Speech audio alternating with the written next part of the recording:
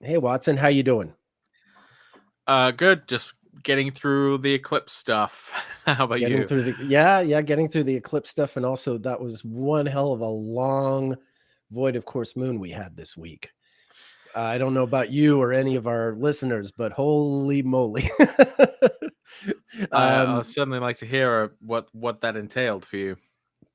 Okay, well, this week I flew to Calgary to hang out with an old high school friend of mine who I haven't seen in 10 years. I've known him since I was 14, he was 13. His name's Mike. Now, Mike and I were best friends in high school and still have that kind of, the kind of friendship where even if you don't see him for 10 years, you're like this no matter what. And he's that kind of person in my life.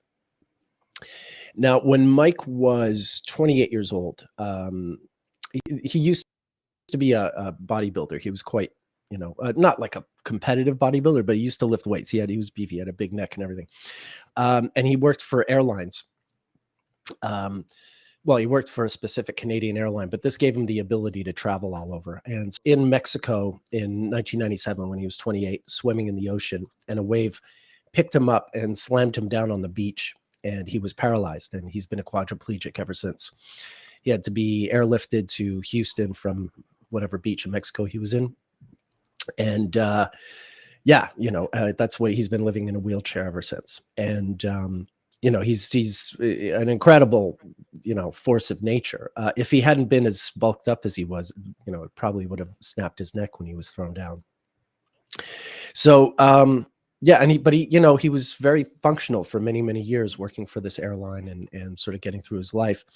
But the airline laid him off a couple of years ago. And so he's been living on disability and, just relatively, a really sort of sparse existence, which is hard enough considering that he's disabled. So I was spending the week with him, and it's different when I talk to him online. We speak on a semi-regular basis, but things seemed okay mostly. I could tell sometimes he was lonely, but when I got there, I realized like he's really, really struggling, and behind on this bill and that bill, and so it was sort of, and also I had to sort of lift his spirits a bit. So the void of course moon specifically, he drives a car despite being a quadriplegic. It's kitted out so that he's got a little movement in his hand and he can do all that. But because the car also has this whole like system to like descend his wheelchair from the back seat and lay it on the ground, and then he has to slide himself out of his car into the wheelchair. So there's a lot of like electricity. Story short, he didn't even know he had to replace the battery in his car key, and it had gone off, and we were driving, and when we had to restart the car, it wouldn't start, and we were stuck in a place that was very cold in Alberta, and I had to do all the sort of figuring out, so it and get his key battery changed and get us home safe and all this stuff. So there was just that the void of course moon was specifically sort of being stranded in the cold with a car that won't start, and the fact that sort of Mike couldn't do very much to help himself out. So that was my experience with that. I mean, the eclipse stuff I think we see going on in the world, maybe if it connects strong with your chart, like maybe if it happens close to your birthday or something like that, then it's a little more personal. But that void of course moon, holy moly, that really was. It just felt like you were falling and you didn't know when you would land.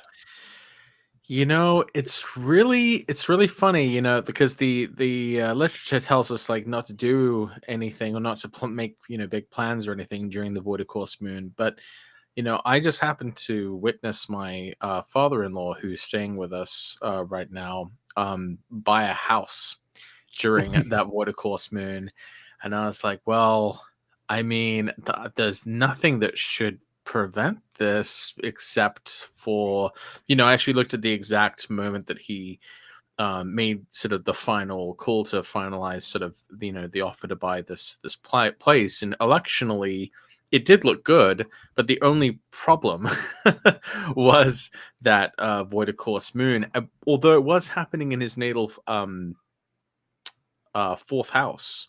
Okay. So I wasn't, on the one hand, I mean, ultimately, I figured based on the fact that the transiting rules of the first and seventh seem to be pretty good, the moon itself was still void. Now that that sale has not been absolutely finalized yet. We still have a 30-day period before it goes through, which is that is a lunar month too.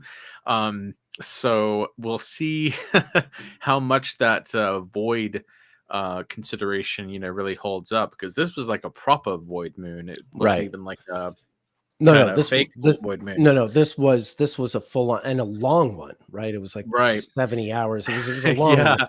Um, So yeah, we'll see what happens with the house. I mean, okay. because he seems absolutely set. It seems like it's absolutely going to happen, but maybe we'll find out in about a month. If this really happens or not. But yeah, I saw that while it was kind of happening and thinking like, wow, that moon sure is void.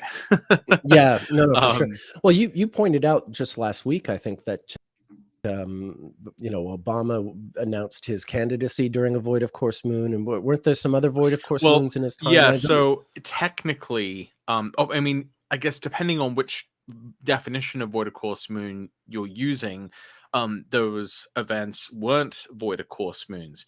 If you're using the strict Hellenistic definition of a void of course moon, where no aspects are made to the moon, for Within 24 hours. 30 degrees actually, 30. the whole sign. Yeah, if the Okay. moon goes Right. through a Okay. whole sign without making any aspects to other planets, which is a very rare occurrence, especially if you add in the outer planets, um, then those events where people using the other definition of void of course moon, where it makes no aspects to any other planet before leaving the sign, then those events weren't really true void of course moons. But it's true that if you were using the definition of um, it's a void of course moon if the moon makes no other aspects to a planet before leaving the sign, then the day that Obama announced his run for president back in Okay. 2007 Okay. was So a if void moon. you were using Yeah, that definition. if Okay. you I don't think of that. I just think of the Hellenistic one. oh yeah, Um, honestly, to me, I kind of take notice of when it goes over a day. If it goes over 13 degrees, goes over. that's what I Yeah, use. it's kind of more like I'd forgotten that if the official rule was 30 hours, but I always thought of it as 24 full hours if it okay. goes, So just which to is about clarify, 12 zodiacal degrees. just to clarify, I think there's three separate ones. So there's like the 30 Okay. Okay. degrees of no making an Uh, aspect. Then there's like the 24 hours or the day long one, but I think it's like the medieval one. that's what I've always observed. But it's kind of a moot point because the one we had Yeah, this week yeah, is by any yeah. metric a Any void of course moon. metric, Even the yeah, most severe one, it was still, yeah, and right. that was the thing. I mean, that it went on so long and it covered sort of the bulk of my experience, sort of hanging out with Mike and Mhm. yeah, just trying to get him to Yeah, right. lift his spirits and stuff, which in the end worked. So people are asking about those definitions of what a course mean. I don't want to derail our conversation here by going over this, so I'll just direct you No, to the astrology podcast on the different definitions of the vorticos moon, and there's a vorticos moon, and there is it's very definitive, very thorough explanation of those different definitions. And I know for myself in that time, I've had a lot of business that I've had to kind of put off until I'm kind of still getting to grips with my new role as president of Capasar. So there's a lot of communications going on there. Obviously, I can't say anything specific. I'm under an NDA and stuff, but I can say I think that it's a lot of email and a lot of keeping up on top of what's going on, and so I've just been kind of finding my footing with that. um Something that I've noticed for myself around specifically around the exact time of eclipses, or on the day of an eclipse, is that I tend to have these kind of unexpected run-ins with animals. Um, Either like wildlife or sometimes dead animals or dying animals. And so Hmm. it feels very omenish. It feels, I mean, there's a lot of wildlife around where I live. Mhm. And there was even a fair amount of wildlife back when I lived in Arizona. And it's hard to know what is just sort of confirmation bias. But some of my kind of most sort of disturbing or close encounters with wildlife seem to happen around the times of eclipses. I remember on the day of the lunar eclipse in 2022 that occurred in Scorpio. Mhm. I remember on that day that we were in the middle of moving, getting out of our house in Arizona. It happened in my fourth house of homes and houses, so that was kind of appropriate. But on that day, we saw our cat playing with something in the yard, and so we went over to see what it was, and it was this, newly hatched bird Oh, that fallen out of yeah. out of a nest. And so we tried to put it somewhere safe. We tried to give it some water, some food, tried to kind of nurse this thing back to health. But by the time the eclipse was over, the bird had passed away. The one at 2 Scorpio last October? This was the one in May of 2022. Oh, okay, 25 Scorpio. Yeah. Yeah, this one was later on in the sign. Okay, yeah, yeah. And I'm just bringing this up as an example because it sort of ends up sort of coming back, later. I keep coming into these episodes with animals. So at the next eclipse, I believe in like late 2022, we found like a dead deer in our yard. Oh, Um, okay. there was and then really strangely on the day of the solar eclipse in Libra that we just had, we didn't go outside and we actually kept all of the animals inside. We just we because my wife and I, we're both Leo risings. We both noticed this increased occurrences with like bad things happening involving animals around us. So we're like, okay, keep the cats inside during the eclipse, Right. and we're not going to see any dead animals today. So we decide we're going to watch a horror movie like right around the time of the eclipse, and we're like, well, what should we watch? And I'm like, you know what? Pet Why don't we Cemetery? watch Get Out? Why don't we watch Okay, that Jordan Peele movie? right. So one of the first scenes of that film, they hit a deer. And we're like, okay, and this is actually really important in the story because of how it reminds the character of his past trauma involving his mother's death. And the other thing that I thought was so strange about the fact that we decided to watch that movie that day was the connection between eclipses and eyes. And in Mm, the um and in the film there is this they keep bringing sort of focus back on the eyes and the fact that the eyes are this window to the soul, and that they can become sort of closed off from your proper self, like when these people who are being hypnotized, when you flash a bright light in front of them, their eyes sort of change. And it was just we were like, out of all the films we could have decided to watch, we watched this one that like has these like eclipse themes, like just right. head on. um so for the eclipse that just happened yesterday, um what was it? Oh, I can't remember. I remember the one that just happened yesterday. I was expecting like um an animal theme. I can't, Mm, maybe I'll remember it.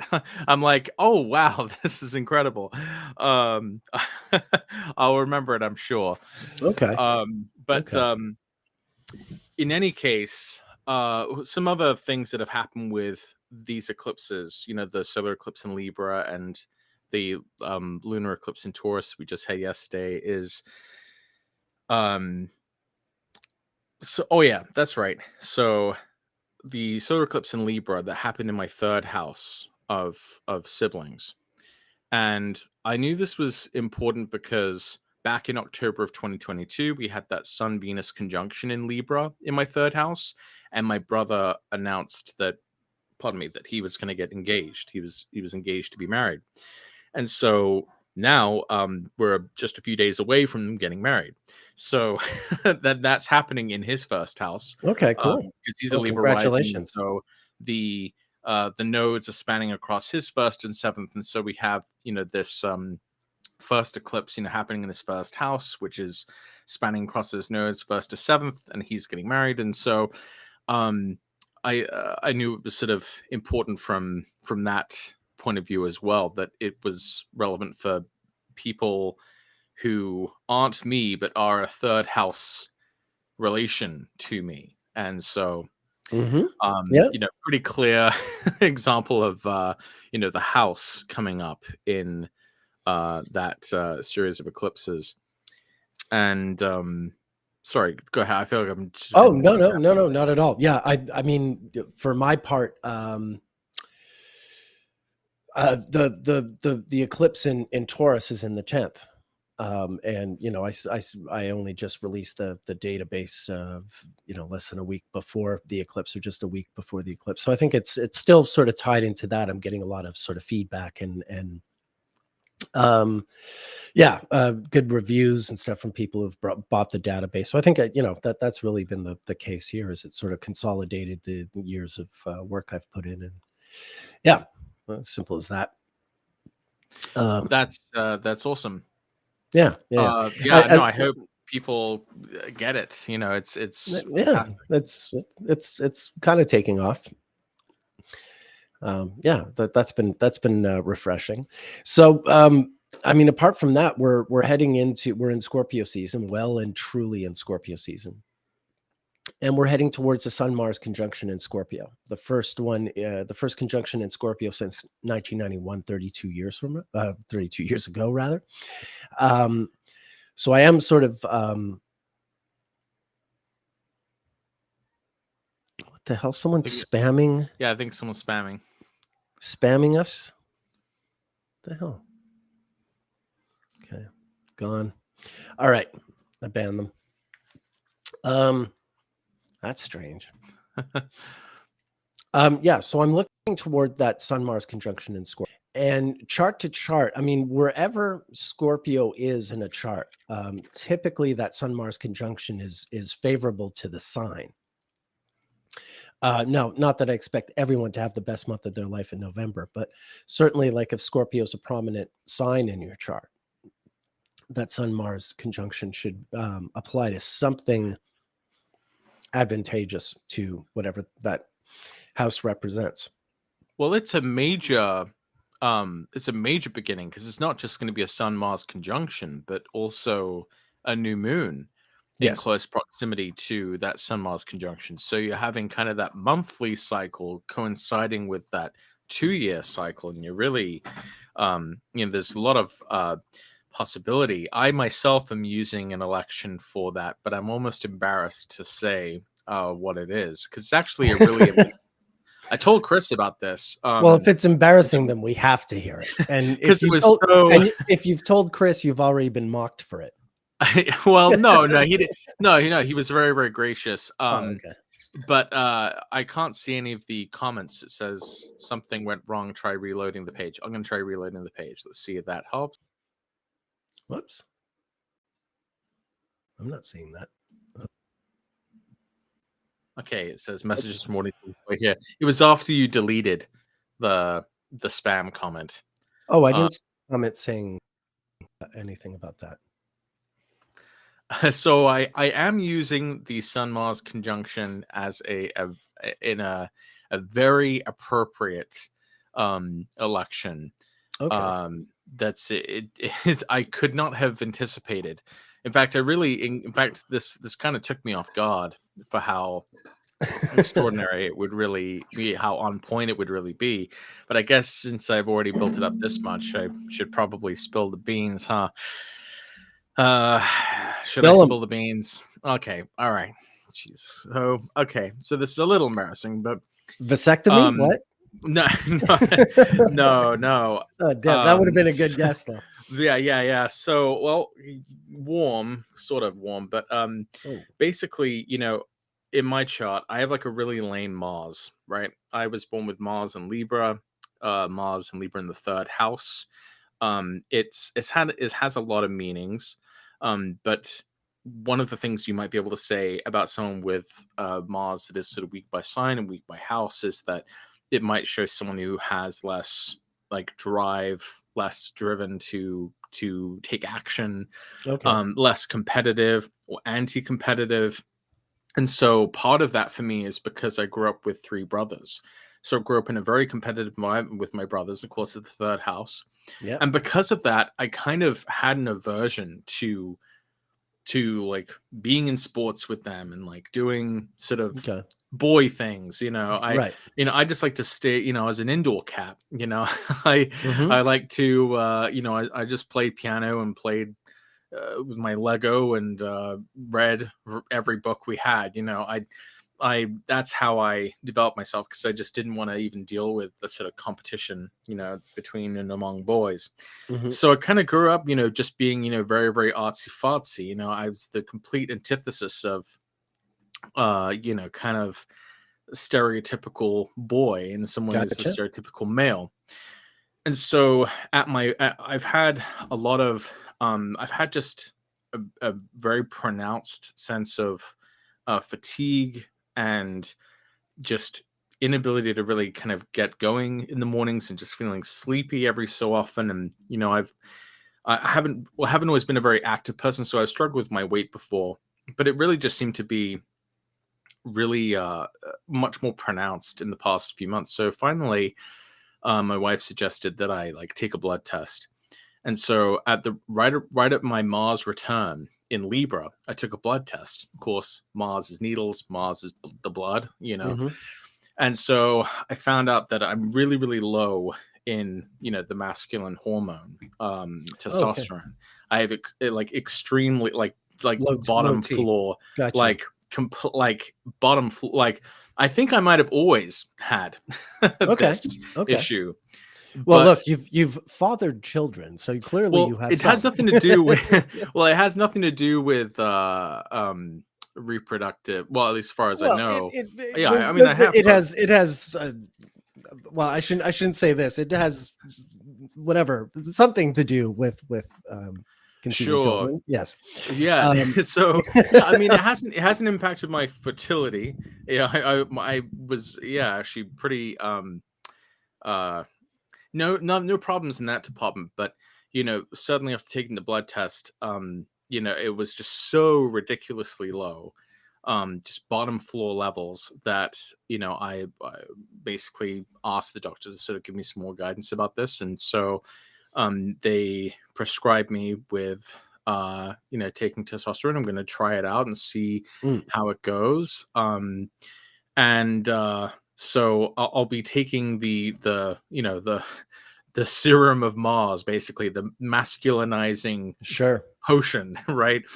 Well, you don't drink it, obviously, but but I decided to use the Sun Mars conjunction in Scorpio Brilliant. for Yeah, yeah. the sort of first Yeah, no, that dose, makes sense. Yeah. basically, of using this very martial thing as a kind Sure. of way of remedying my own kind of Yeah. crappy Mars, taking advantage of a really, really powerful Mars. Look, I can just say, as the old man in the room, I mean, as you know, I was your age when you were a teenager, when we were becoming friends. And I see you and Chris both going through this in your own way, that when you get to your late 30s, suddenly your body won't let you do all the stuff that you sort of pushed it through in your 20s. In your 20s, you can really, yeah, push your body sort of over its limit, or test the I limit of got what away you with a do. lot. I got away with Yeah, way even if too it's much. just, I mean, even if I mean this, even if you're someone who just stayed at home and played piano and read books, you could do it for longer with more concentration, and for you could stay up later, and all that stuff. And yeah, just your your body changes and won't let you live like that anymore as you hit your late 30s. So I totally sympathize. Even if I hadn't had the health issues I had, I think it just stands to reason. You get to that age and you just can't do all the same things the way you used to do them. Um, okay. Oh, I'm just see Cosmic Rose says spamming in YouTube is common now. Okay. All right. Cool. Um, Okay, well, well, it looks like it's not quite so bad. I have a couple of people here saying that it's helped people they've known, or yeah. yeah. Well, I mean, we'll see. But in any case, yeah, Look, I this is the modern miracle. I took a DNA test for like medical anomalies in my body and discovered that my body only absorbs about 70% of the vitamin B that I consume. So I take vitamin B supplements, which aren't for everyone. You know, as we're mhm, finding out that vitamin supplements have really been like way overdone for yeah. a lot of people. You're supposed to get it from your food, but I am like, my body is a case why you do occasionally need a supplement because you have some medical anomaly Mhm. unique to you where your body doesn't process this or do that. So yeah, I mean, this is technology that I wouldn't have had even 10 years ago, and that's made a difference for me. Really, sort of isolating at least part of the reason why I didn't have the vitality I wanted. Wow. All right, we're not doing much astrology here. Well, Um, that's this is astrological astrology. though. Yes. This is astrology because I just thought it was incredible that it was like this stirred up so Oh, clearly with definitely. Mars. Yeah, Take a blood test and a definitely. Mars return, and then I'm taking this thing. What's crazy is I looked at the day that the prescription was filled, and it was my birthday. The day that I entered my first house perfection year, which Oh is ruled yeah, by the sun. And so the first major aspect happening with the sun is this collision with Mars, right. which is right at the date. But here's the craziest part about this is I was kind of looking at like a date on like a time on November 13th to take this. And then all of a sudden I had this voice in my head go like, wait, you've seen that day before. Where have you seen it? And then I looked at my zodiacal releasing from the Lot of Fortune, and my level 2 loosing of the bond is on November 13th, 2023. Well, you'll Um, be loosing your bond. Yeah, I don't know. yeah, There's, right. there's Yeah. a joke So in there somewhere. right. There's a Yeah. I was punchline in there. it's just You'll be weird because loosening your bond. I've seen that date. First time I saw that date was 17. I looked at all of the major loosing of the bond levels I would have in my life, and so that's kind of one of them. So the fact this shows up so strongly on Fortune, makes me a little nervous, but also seems to underscore the potential gravity of doing this, and the impact it would have on me. And so it's I Well, the other thing is that the new moon that day with Mars will also be opposite Uranus, and mhm. I find Uranus often involved when it comes to modern medical technology that we would not have had access to back in the day. I want to can I show you a chart from my history, and Please, yeah, feel free. want to give you a little example. I don't share my chart that often, but in this case, I think I have a reason to do it. Here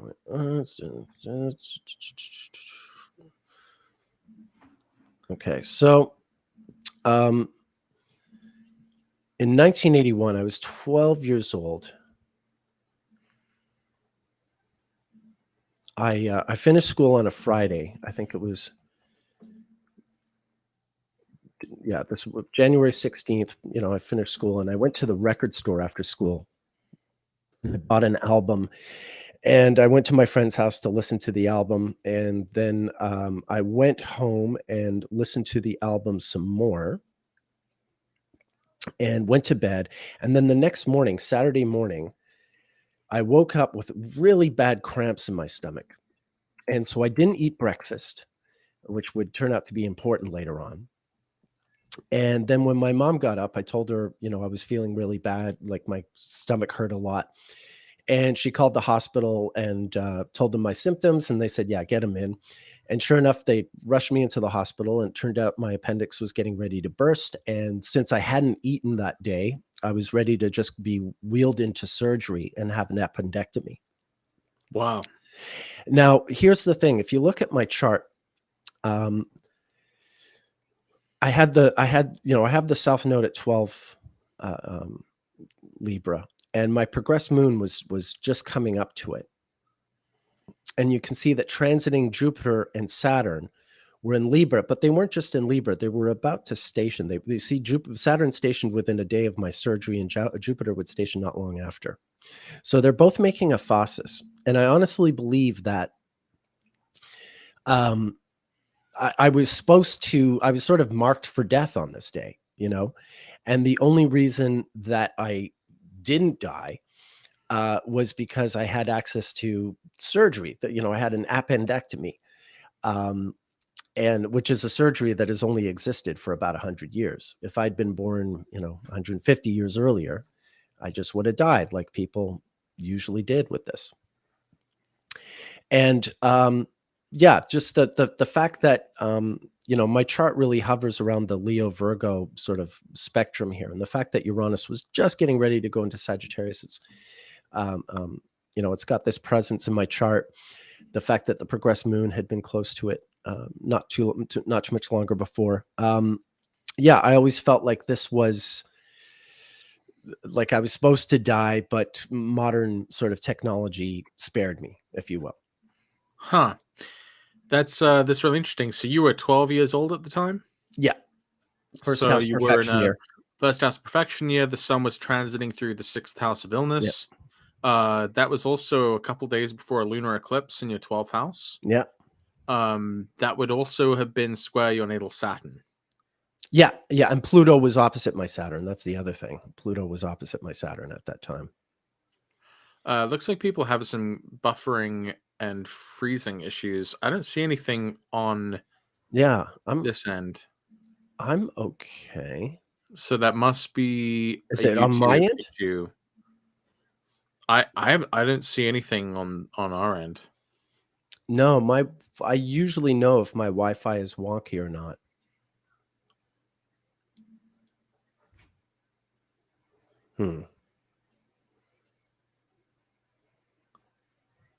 Okay. Well, folks, let us know how we're going. I wonder. Hopefully they can still hear us. I don't know. Oh, oh my gosh! I totally remembered the animal thing. I can't believe okay. I got this. Let's hear it. All right, so this is why I've had some intuitions that this particular lunar eclipse is like a good one, because the other ones were all like injured animals or like dying animals. One of the things that's been happening over the past 2 weeks is we have a chicken coop, right? We have like 5 chickens, and there's been something that's been trying to dig into the coop, and we had to sort of set up like kind of a barricade of bricks around the edge to stop this critter, whatever it is, from getting in there. But it was actually getting in there, but it wasn't harming the chickens. It was just taking the eggs. So we weren't sure exactly what creature it was.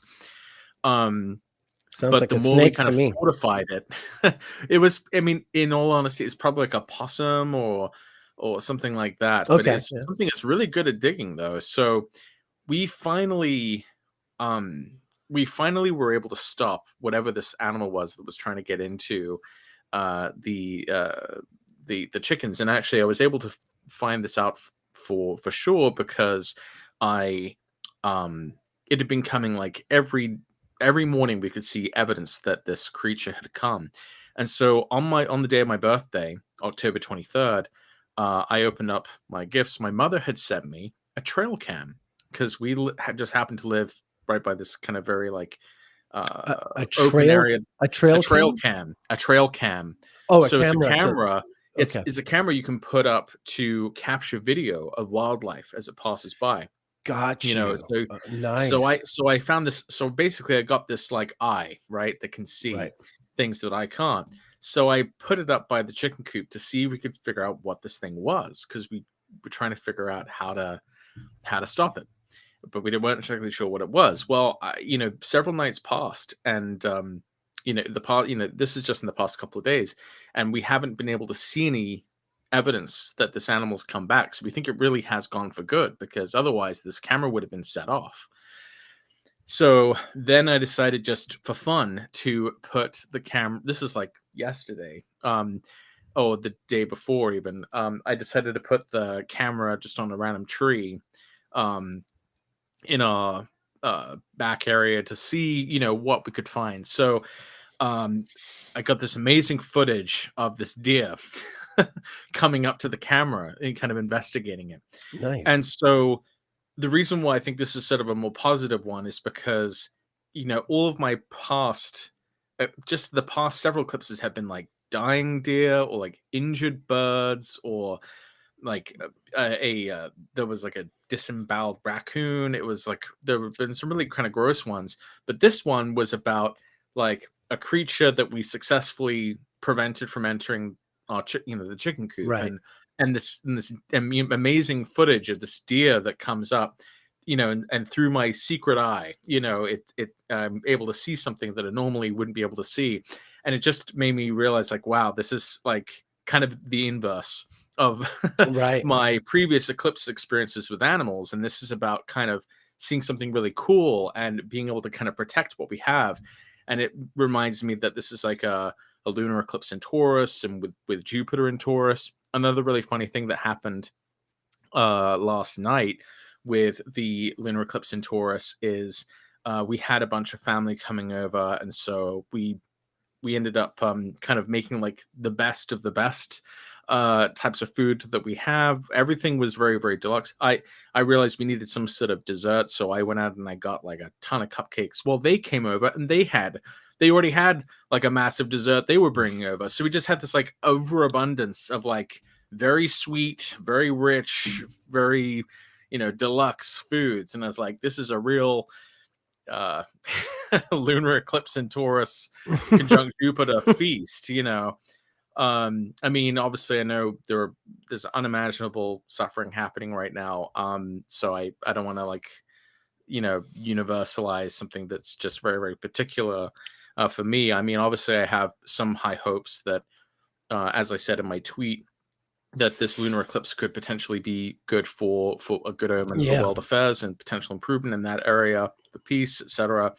But in my own very narrow corner of the world, I had these kind of more positive omens associated with the eclipse. So I just wanted to follow Yeah. up on the No, animal I've thing. I totally remembered finally.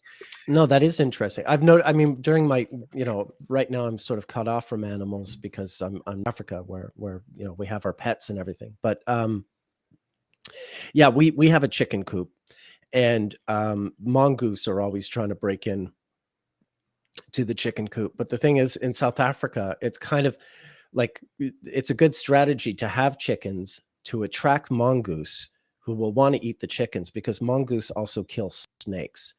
And we have cobras and puff adders on the property, like all over. Wow. And I mean, we can't go out and kill snakes, and we wouldn't want to. But hey, mongoose are going to kill snakes wherever they are.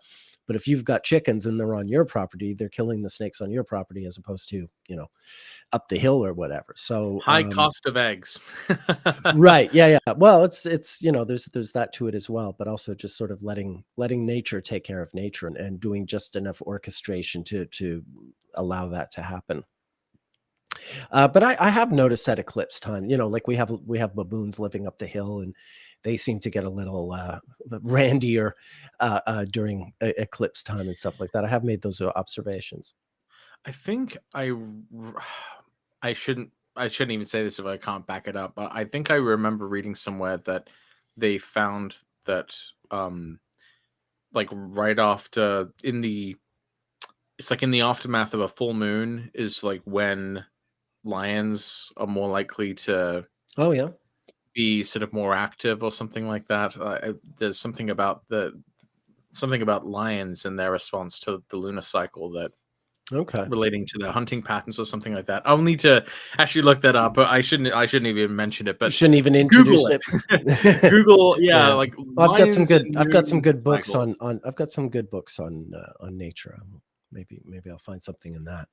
Um, yeah, well, I mean, it's definitely. I mean, I think that's a really natural place to look. It's a really good reminder um, that the animal kingdom can be astrology teachers as well.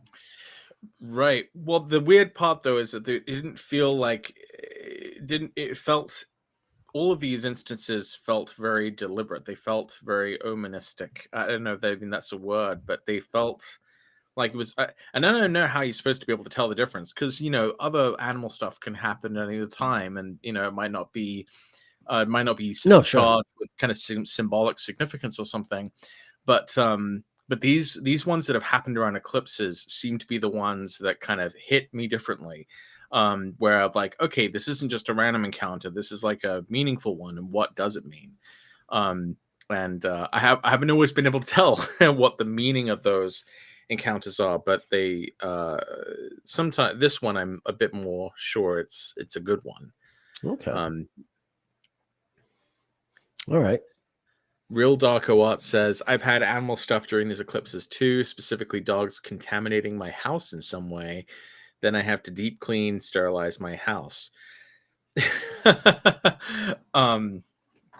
Speaking of that, the astrology of dog shit. Speaking of that, it was really funny because one of the other consequences of the solar eclipse in my third house, since the third house is to do with transportation, the battery on our car went out, and the batteries on both of our mowers went out. Yeah, that was what batteries of and the happened batteries with my friend's car key. my kid's drone, the battery went out, and on the kids' hoverboards, the batteries went out. So my friend's Mike's all our means of transportation. Yeah, Mike's car key battery went out, but that also meant that we drained the car battery. This was the problem. We drained the car battery, moving the wheelchair thing because the key. It was like one battery failure caused another battery failure, and we had to wait for a booster. The Canadian equivalent of AAA had to come. But at first, they were telling us they wouldn't be able to get there for like 12 hours, and we thought we'd be there forever. As it was, we waited about 5 hours.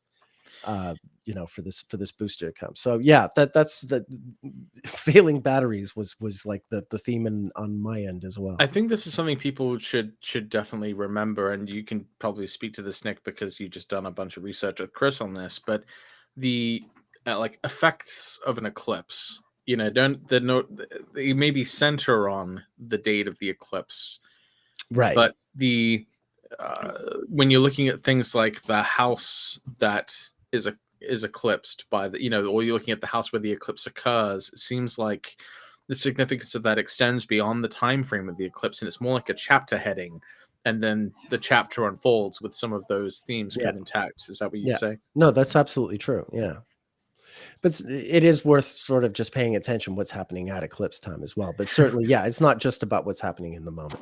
Right. Like it was really funny because I remember when we were getting really frustrated over like yet another battery failing, my wife was screaming at me, going like, why is this happening? I'm like, well, we did have a solar eclipse in the third house, and she's like, it already happened though. I'm like, well, it's still happening. It's still happening, kind of. We're still in the chapter of time that's labeled under solar eclipse in your third house type stuff. And is Beth holding you with the cosmos? Is that what's happening? Sometimes I feel like that. It was really funny. Mercury and Mars conjunct in Scorpio right now in my fourth house and in her fourth house. And it was really funny because Beth was sort of telling me, like, I feel like Mars is sort of peaceful right now, in its own home of Scorpio.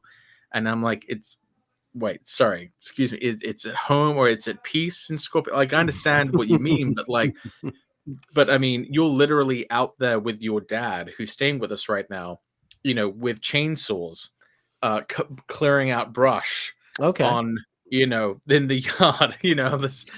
This is not this is not the brush doesn't find it very peaceful.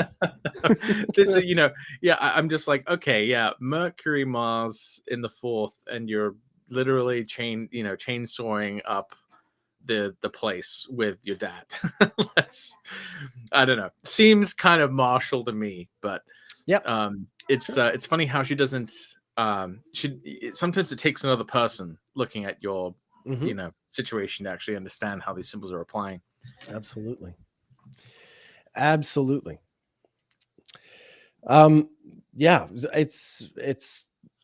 been a real, I mean, I feel like this past week was like a few months long.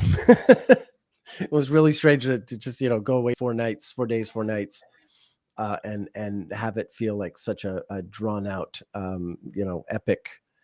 Like I had a whole childhood happen again, because of Wow. yeah. Yeah, batteries, batteries, batteries. So when we did our after we did our last week, after our Yeah, last week's episode, where we kind of went through like all of the past presidents. elections of the 20th Yeah. century and looked at where the eclipses were happening in their charts. I was just curious to look at like the relative frequency of presidents being born close to eclipses, or Hmm. presidents being born close to kind of what I would call extreme lunar phenomena, which is like, for example, I mean, I would say eclipses sort of fall under this because eclipses are basically lunations that occur when the sun and moon intersect. But I think you can also include in that the maximums, like when the sun and moon are both square the nodes, or when the sun and moon are opposite each other, square the nodes, because those are the times where the moon is at its maximum northern or maximum southern latitude. And Right. so I think those should be considered as related phenomena to the eclipses, because Yeah, I that think so. kind of gives us the four axes, the intersections, the eclipses on the nodes, as well as those maximum or extremum, of those cycles. And Okay. so basically, when I applied that analysis, basically looking at whether presidents were born within 30 days of a lunation, which was either conjunct a node or square the nodes, I found well over half. Well over half of the presidents were born during such a Oh, well, a lot of them must be square. Right now, I've just done a search. Let yeah. me show you what I have, and then Most of them are square. Okay, yeah, Only a most of them will be here. handful are. Um, I'll show you this here. Oh, I don't want to look at Matthew Perry's chart. I'm sorry. I'm sorry he died, but I don't care about Friends. I just, Well, there's no way. I'm sorry about him. But I also feel like it might be kind of in poor taste to Yeah, I don't. Yeah, yeah. excavate, If right, the it, body's still warm. yeah, yeah, I don't like doing that kind of thing either. Exactly. If Matthew Perry's really worth studying astrologically, he'll still be worth studying a year from now. That's the way I feel. Let the thing happen, and then look at it after. These are this is a search just like a 20-degree orb for the sun from the nodes, and I get 6 presidents. It's an interesting bunch. 4 one-termers: John Quincy Adams, James Buchanan, Chester Arthur, and Taft, and then Trump and Obama being the other 2 who were born within. Now that's within 20 days. If I expand the search to say I'd say a 30 full lunation, 30 degrees. 30, yeah. Okay, so I'll just change this to 30 degrees. A little extra lesson in solar fire use for our viewers. Yeah, I always get confused about which one I need to alter here, so I just end up altering all of them just like that. But yeah, it should be John Adams, Thomas Jefferson, John Quincy Adams, James Buchanan, Chester A. Arthur. Yeah. Yeah, you see, I have. Well, hold on a sec. We'll Okay. we'll go. So I'm going to do a search now with 30 degrees. You're looking at my screen, right? Yeah. Yeah. Okay, so now this is 30 degrees, and yeah, Thomas Jefferson comes into it because he's a bit wider than 20. McKinley comes into it, Harding comes into it, and Truman and W. So that is interesting. So now that's 12 out of 45, but you said like half. So 12 out of 45 are Well, conjunct within that's 30 days. so what I'm looking at are the extremes. So not Right. just the alignments The with squares. Yeah, they're looking at the squares as well. Right. And And the so when squares, you you do also that, get 12. The squares, you also get 12. You get James Madison, Monroe, Van Buren, Taylor, Polk, Fillmore, Lincoln, Garfield, Wilson, Hoover, Reagan, and Biden. Right. So I think there might be a similar way you might be able to break up the moon and sun in a similar way that you kind of do with Venus almost, where because I noticed a few of them, like, because I was kind of surprised for like FDR, because I figured like, well, FDR was such a, you know, literally the only president elected 4 times, you know, such Right. a kind of like on the level of like Lincoln and Washington, I think, in the Sure. overall In terms of certainly. influence, yeah. And certainly after reading your book, I thought that as well. You know, he's the Uranus and Gemini Right. figure kind of in that Yeah. time. And but I believe he was born after a North Node solar eclipse, but far away enough from it that we wouldn't really consider him to have been born at that Nowhere eclipse, near. but not, Nowhere near. but also not really, but still moving towards the max north, you know, new moon. Sure. Like his progressed chart would have that. Here, I'll show our viewers Mr. FDR. Yeah. So you can see, I mean, he was born a good 2 months after an eclipse and 4 months before the following one, you know, give or take Right. a week or two. So he was over a month away from when there might have been a new moon, say in early Pisces, where it would have been at its max, it would have been a new moon that was at its maximum north of the sun as well, because you can see it would have been moving north of the new moon. So I wonder if you might even be able to say, like, people born within that quadrant, like from the North Node eclipse to the North Max lunation, whether that sort of shows up more often, Right. you know, for I mean, what people would like be interesting is the presidents. secondary progression to that square to the nodes, which would have happened when he's about 24 years old or so. Which isn't, yeah, he marries Eleanor when he's 23, so that's pretty close, right? He marries Eleanor in 1905 when he's 23, and if his son's about 24 degrees from being square, the you know the bendings there, then you might have something there. Well, it'd be happening this 7th. Yeah, good point. So there might be something to that, and then I wonder what Eleanor's relationship to eclipses is, because of course, I'm only this file. I'm just looking at presidents, but you know, when it comes to marriages and things like that, if you see it in one, then you want to see it in the other, Right.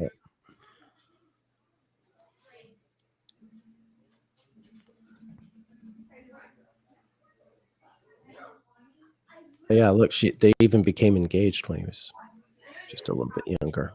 So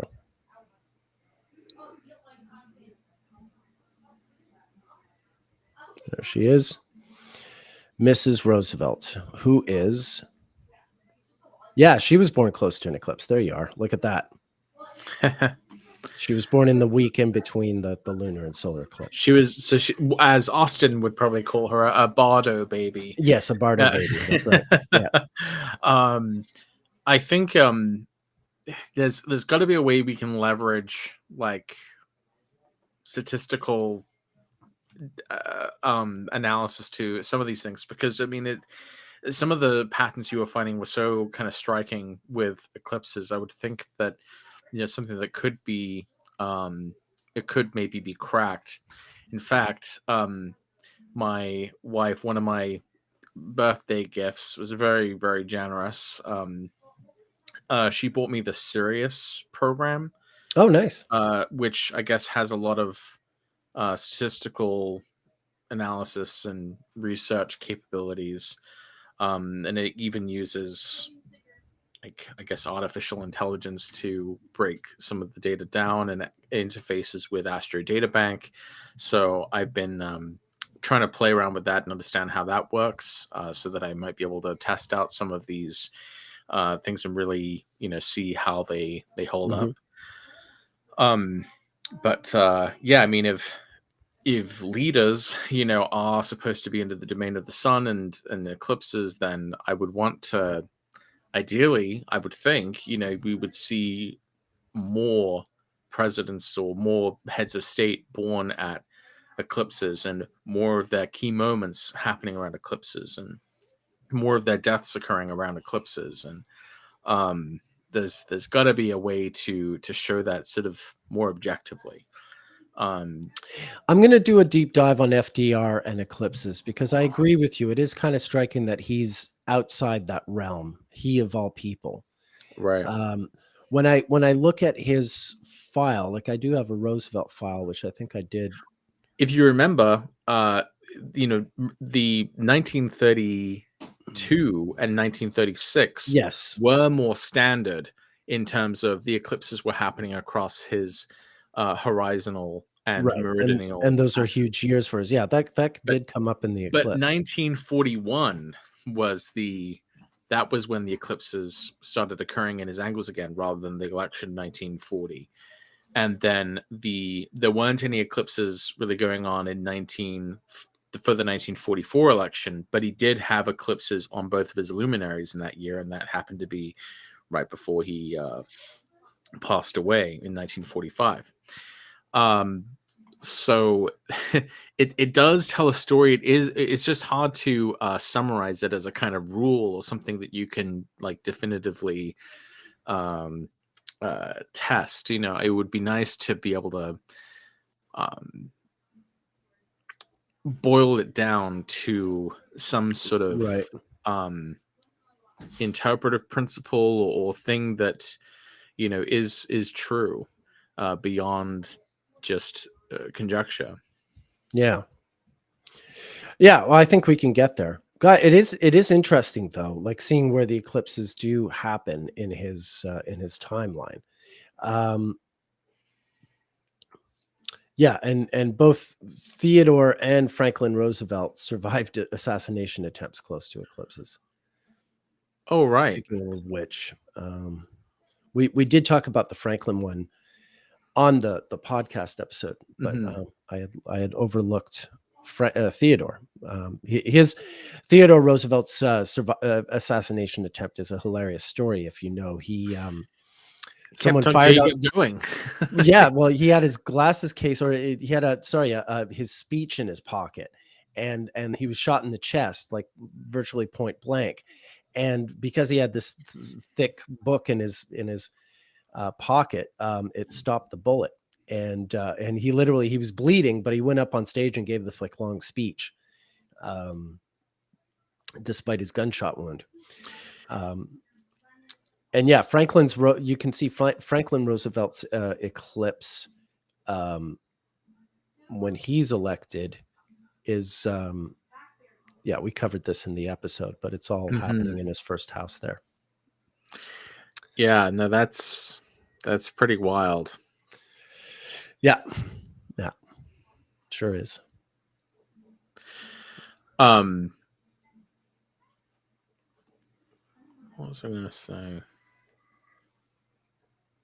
Oh, yeah. One of the figures I was sort of expecting to show up in the news a little more with the solar eclipse in Libra was Kamala Harris, because she has the sun in Libra and she has the moon opposite in Aries, but she hasn't quite shown up yet. The other reason why I would think this would be relevant is because we know that in Biden's chart, this lunar eclipse in Taurus happened in his 6th house.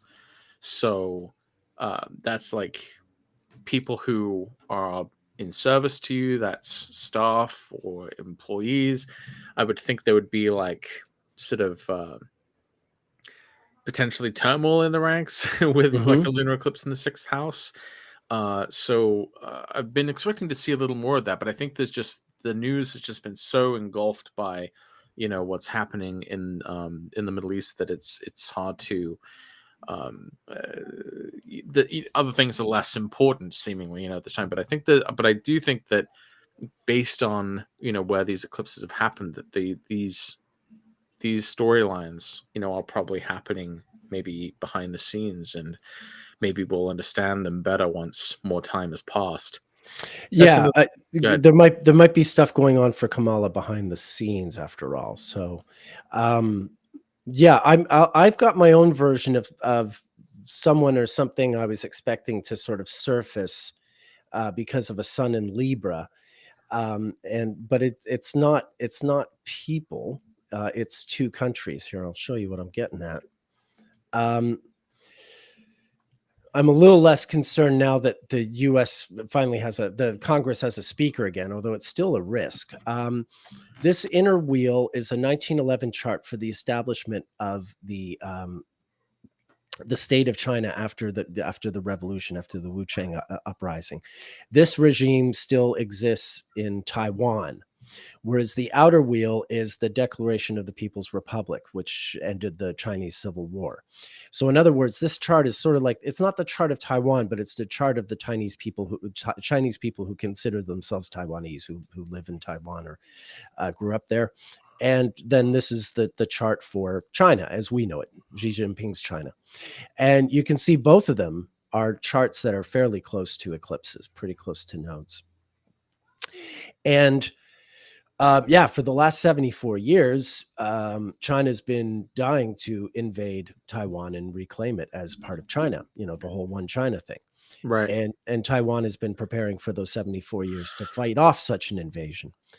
But it occurs to me, in the 74 years that China has wanted to do this, there has never been a better time with the Middle East, with Ukraine, and then with the thing that was going on with Congress. All these things combined, it's just like, yeah, I've never seen China have a better opportunity to invade Taiwan and maybe get away with it. Which would be very tricky for them, because if China's blockaded, they can't endure it the way Russia has. They'll starve very, very quickly. Well, we do have more eclipses in Libra to go, right?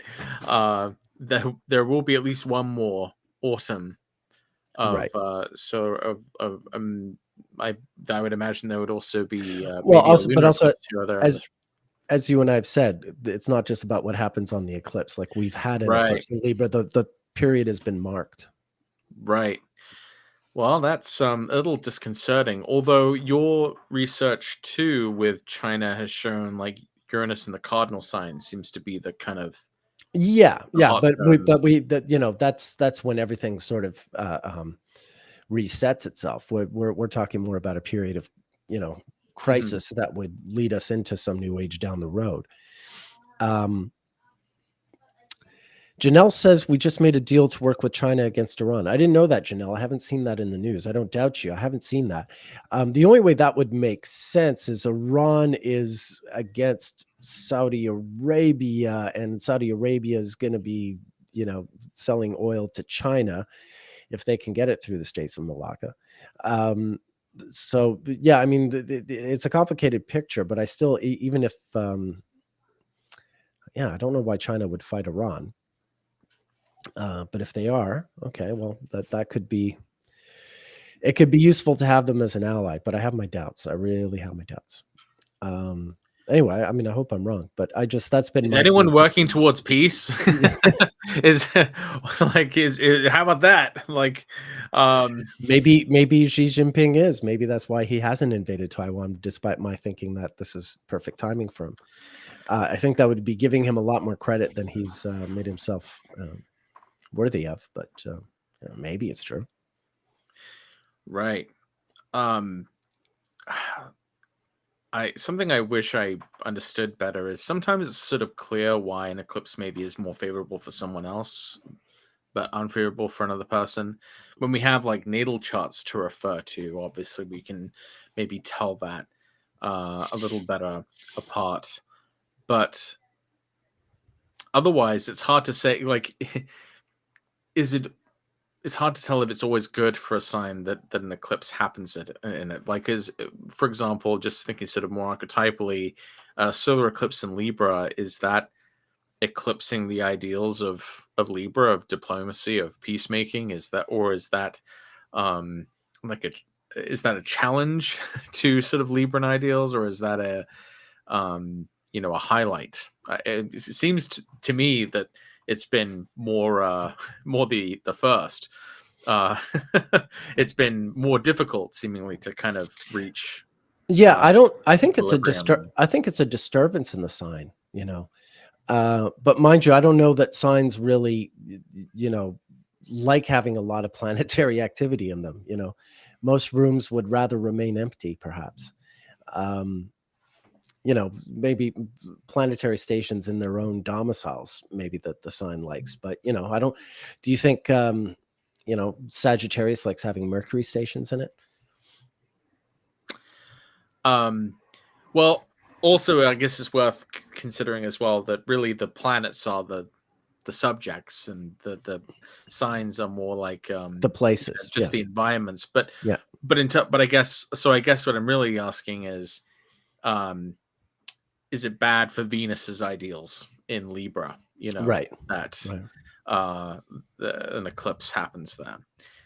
It looks like it's sort of. I think we kind of get the answer is sort of, well, yes, but then this lunar eclipse in Taurus would seem to tell us then that uh, Taurian, or rather Venusian ideals again, but in terms of Taurus and physical, material, luxury goods would be the thing which is maybe challenged. But it's with Jupiter, so it's hard to tell if it's like really. It's hard to say if it's good or not. I mean, I know it's like good in my own chart. I think I can see how it works in my own Mm. life, but to make more universal statements, I'm still, it's kind of hard telling who it's really good for if you don't have a natal chart to refer back to. Right, right. Makes sense. Makes sense. Um, all right. Well, I'm kind of burnt today. I think I've had an intense week. I don't think I can do a full on 2 hour thing. Okay, that's fine. Um, yeah, yeah, yeah. That's what we're allowed to do. Yeah, it's been a hell of a week. So I apologize if people want a little more out of us today. But yeah, I'm quite spent. And you're all ready for your Sun Mars extravaganza. So uh, I mean, I will. Yeah, I mean, we'll. That's. I'm still over a week away from that. Because I mean, I could start taking it, but I really want to wait for for the election. the election, because it's so, it's so close. Might as well just wait a little longer and then really really use it. At that kind of optimal moment. Sure. Yeah, Oh, someone's Rehan Afzal is saying, "Hey Nick, the lunar eclipse was conjunct your moon. Want to share something?" I think it's about my putting the database up for sale. My that's my moon in Taurus has been gathering information for 20 plus years, and so yeah, I think that's relatively unambiguous. Um, so yeah, but thanks for asking, Rehan. All right, yes. I am quite burnt and I have a lot okay. of work today, but thank you as always, Watson. It's been edifying and educational. Who are you, Watson? I'm Patrick Watson. I'm an astrologer. You can find more out about me and my services and my work at patrickwatsоnastrology.com. All right. And I am Nick Dagan Best. You can find me at Nick Dagan Best, astrologer.com. I'm also available for a variety of astrological services. And once I've had myself a good nap today, I'll be in full strength to tackle whatever astrological problems you throw at me.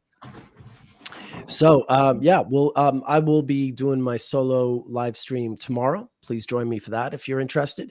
I will. Oh, good. The data is gold. Rehan says, "Thank you, Rehan. Thank you." Plenty more to come. Keep in mind, I've only put out like 3 files from the database, and the database has hundreds of them. So eventually, we'll have it organized where I'm offering a lot more from my database. But for the time being, I'm glad people are happy. So yeah, I'm live streaming tomorrow. Patrick and I will be back next Sunday. So thank you all. I hope to see you tomorrow. Otherwise, we'll see you next week, and have yourselves a great one. Thank you, Watson. Thank you as always. Thank you. See you guys. Cheers.